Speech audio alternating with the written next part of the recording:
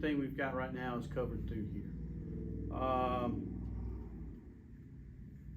Let's see, budgeting plan. Business insurance should be considered in the business plan.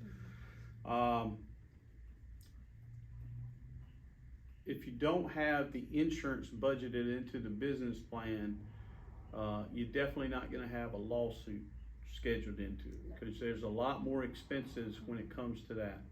A lawsuit on the business is, chances are, if you don't have insurance coverage, could very likely close the business down. Yes. Because you're going to have, if somebody gets injured, that's you getting a lawyer, they've got a lawyer, and then whatever they get in the lawsuit is gonna, you're gonna have to cover that out of pocket. And oftentimes, the majority of us don't necessarily have that in the pocket to be able to cover that.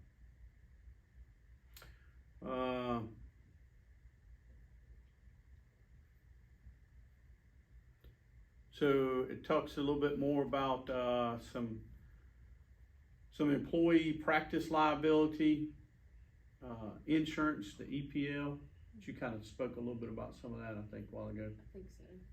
And then you can get coverage for directors and officers or key employees or something like that. If something happens to those employees or directors or something like that, to be able to help the business and cover some added expenses from there.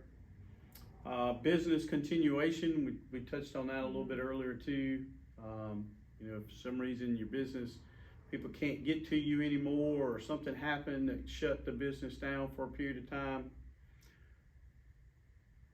Talking fiduciary liability and bonds. So depending on the type of business, a lot of times they're required to get a bond to be able to do business, and it just says that you're going to do the business that you say you're going to do. So it protects somebody who hires your business. So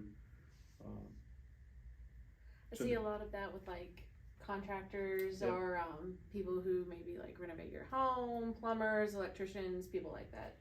And it's good to ask if you're getting somebody to do work in your home, hey, are you licensed, bonded, and insured? And if they're licensed, bonded, and insured, hopefully their work is great. Right. But if their work's not great, then it can be covered and that kind of stuff. So you want to check on that. And then for other professionals, insurance agents, real estate agents, just other professionals of that nature, there's errors in admission. So if something's not right in the contract or something like that, where they make an error, it'll help cover that type of piece. And then now a big one today is cyber insurance. And I think that's one of the bigger ones that's probably growing right now. So you've got a company and you've got people's information and things like that. And so you want to make sure that that's protected. And a lot of companies now end up adding some type of cyber insurance to it.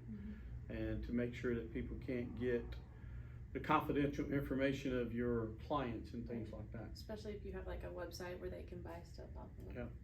And it has any of their financial information. So like credit cards, banking information, just different things like that. Right.